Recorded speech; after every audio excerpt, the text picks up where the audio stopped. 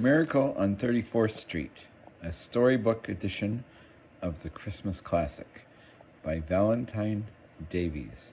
Pictures by James Newman Gray. For a little girl named Susan, Christmas couldn't be any other day.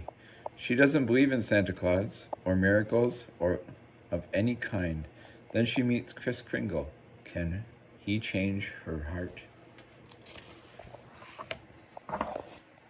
Miracle on 34th Street. Floats stretched like a rainbow along Central Park West. Huge balloons tugged at their ropes, as if to say, "Come on, let's go." Tubas oomped and a bass drum boomed as the marching band tuned up.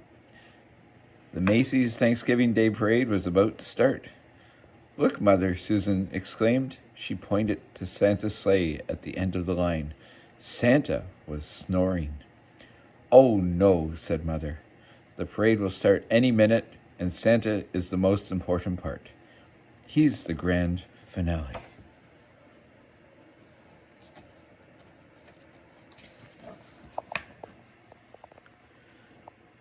Mother was in charge of the whole Macy's Thanksgiving Day Parade. She spent much of the year getting everything ready for the parade so the parade would run just right. But now, moments before the start, Santa was sound asleep in the back of the sleigh. She needed to fix this before the grumpy Mr. Sawyer found out and complained to Mr. Macy. "Excuse me, ma'am," said an elderly, bearded gentleman. "May I be of some help?" Mother took one look at the man and smiled.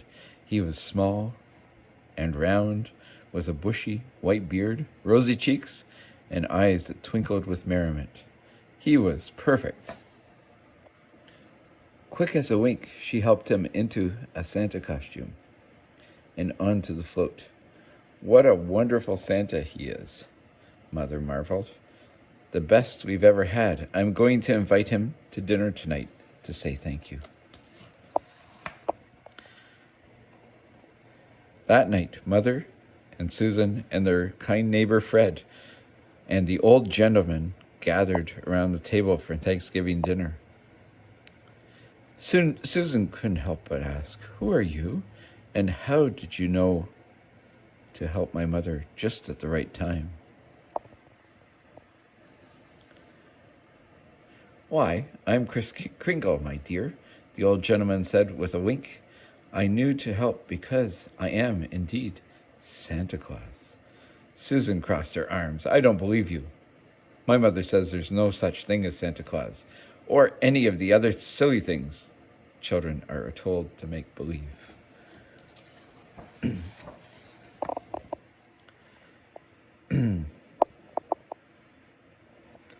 Kris looked surprised. "No Santa Claus?" he asked. "No make-believe? Surely you've read fairy tales, or played house, or zoo?" Susan shrugged. "That's not for me," she said. "My mother doesn't believe in any of those things, so I don't either." Kris replied, "But my dear, make-believe and pretending are what being a child is all about. It's about imagination. How would you like to make snowballs in the summertime? How would you like to visit the Statue of Liberty in the morning and in the afternoon fly south with a flock of geese?" Susan thought it would be amazing to have such adventures. "Come," said Kris. He led her to the living room. "I'll teach you to pretend." In no time, Kris and Susan were a couple of monkeys swinging through the jungle. Susan never had so much fun. "What would you like for Christmas?" Kris asked, in between making monkey noises. "Nothing," said Susan. "Come on now," Kris smiled kindly. "There must be something." "Well," Susan hesitated. "There is one thing." Her voice grew quiet. "I wish I could have a little house in the country with a swing in the backyard. Me, my mother, and, well," she glanced sideways to the dining room where Mother laughed with Fred. "A family," she whispered. She showed Chris a picture she saved. This house, she said, feeling silly. That's a tall order, young lady, Chris said. If you can't do it, said Susan, I know you're not the real Santa. Just a nice old man with a white beard, like Mother says.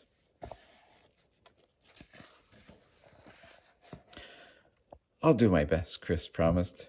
But just because every child can't get her wish doesn't mean there's no Santa Claus.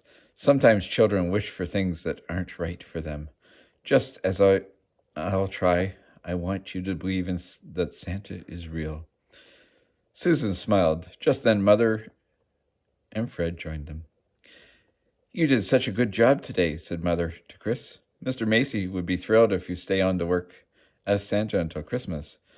I've got room next door if you need a place to stay, offered Fred.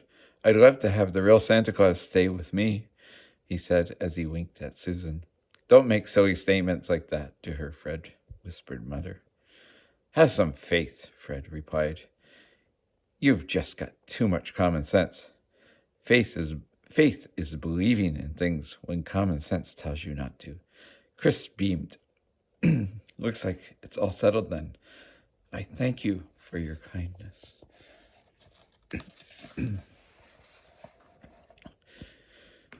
As the days went by, Susan watched Chris play Santa at the store. She saw him make every child feel special and believed that his or her Christmas wish would come true. Susan heard him talk to children in different languages when they didn't speak English. He even signed to a child who is deaf. Their faces lit up with delight at being understood. How can you know how to speak to everyone? Susan asked her mother. He was truly jolly and kind. Susan knew his beard was real. She had tugged on herself. He must be Santa. Darling, that doesn't make him Santa Claus, Mother said. I speak French, but that doesn't make me French toast. But even Mother was beginning to wonder. Chris was so cheerful and kind. He was the very spirit of Christmas. But as much as most people loved Chris, not everyone was happy with him. Grumpy Mr. Sawyer did not like having Chris around. Mr. Sawyer thought Chris made everyone else at Macy's look bad in comparison. Mr. Sawyer was determined to get rid of Chris. A few days before Christmas, when Macy's was jam-packed and lines were at their longest, Mr. Sawyer pointed at Chris and announced to the crowd, "This man thinks he really is Santa Claus." "I am," said Chris.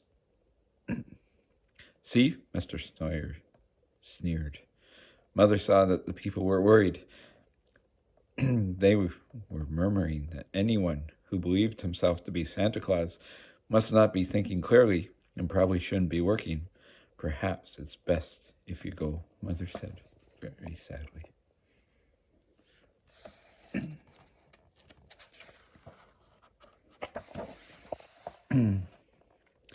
"Goodbye, Mr. Sawyer," said triumphantly. "Have a nice trip back to the North Pole." Chris left Macy's sadly. Why did no one believe? Fred, Susan, and Mother followed Chris outside. You can't let them treat you this way," said Fred. "We must go to court. I'll represent you and prove that you are indeed Santa. If we win, everyone will know that you're the real Santa." "But if we lose," Fred continued, "you will lose more than your job. You may ruin your good name, and the children will stop believing in you." Chris was nervous, but he believed in Fred. He hoped everything would be okay. Susan was nervous too. She liked Chris and didn't want anyone to make fun of him or cause him trouble. The following week in court, Fred called his first witness. It was the prosecutor's son. "Do you believe Santa is real?" Fred asked the boy. "Yes," said the boy. "My daddy told me Santa is real, and he would never tell me something that isn't so. Would you, Daddy?" The boy looked right at his father. Of course Santa is real, cried the prosecutor. Mr. Mara. He did not want his son to think he told lies. Fred patted Chris on the back. Mr. Mara had just admitted that Santa was real. We've won, he whispered. Once the young bully left the courtroom, Mr. Mara said, "But there's no proof that this man is Santa Claus." "He's right," said the judge, looking at Fred. "The state of New York is willing to agree that Santa is real, but that doesn't mean Mr. Kringle is him." Fred glanced worryingly at Chris. How on earth could he prove that Chris was the one and only Santa? "You have until tomorrow," announced the judge. "We'll look forward to seeing your proof."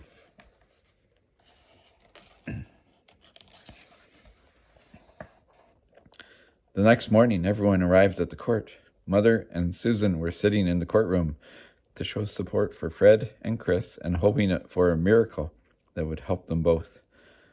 The judge entered the courtroom and began the trial. He asked Fred, "Well, where's your proof?" Fred was quiet. He didn't have any proof. He was up all night and could not think of an answer to the problem. Just then, one of the courtroom doormen came forward and whispered in Fred's ear. Fred's eyes widened. Then he smiled. Then he gestured towards the door and said, "Bring them in." "Your Honor," Fred said to the judge, "here is our proof." One postal worker after another paraded into the courtroom, loaded down with bags of mail.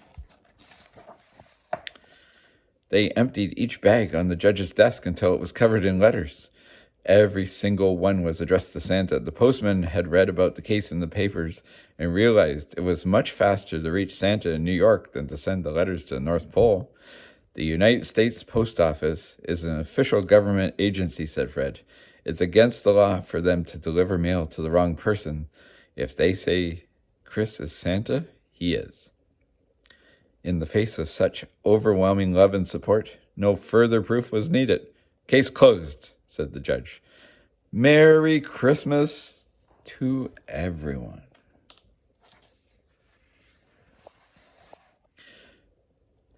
Chris had a celebration on Christmas Day and invited Susan, Mother, and Fred to come over for fun and presents. Susan looked and looked, but she did not find her Christmas wish under the tree. Hadn't they proven that Chris was the real Santa? Mother tried to reassure Susan by saying, just because things didn't turn out the way you wanted, you still have to believe in people. As Mother, Fred, and Susan were driving home after the celebration, Susan wanted to be happy. The judge had said Chris was the real Santa, but if that was so, why hadn't she gotten her Christmas wish?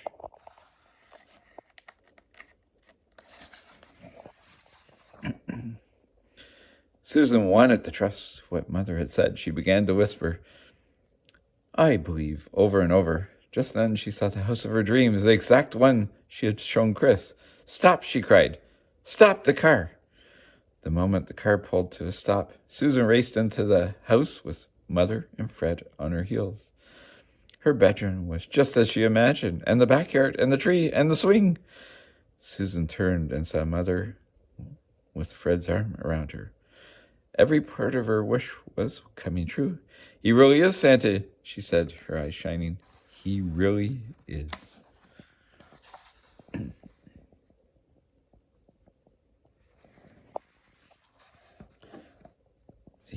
The end.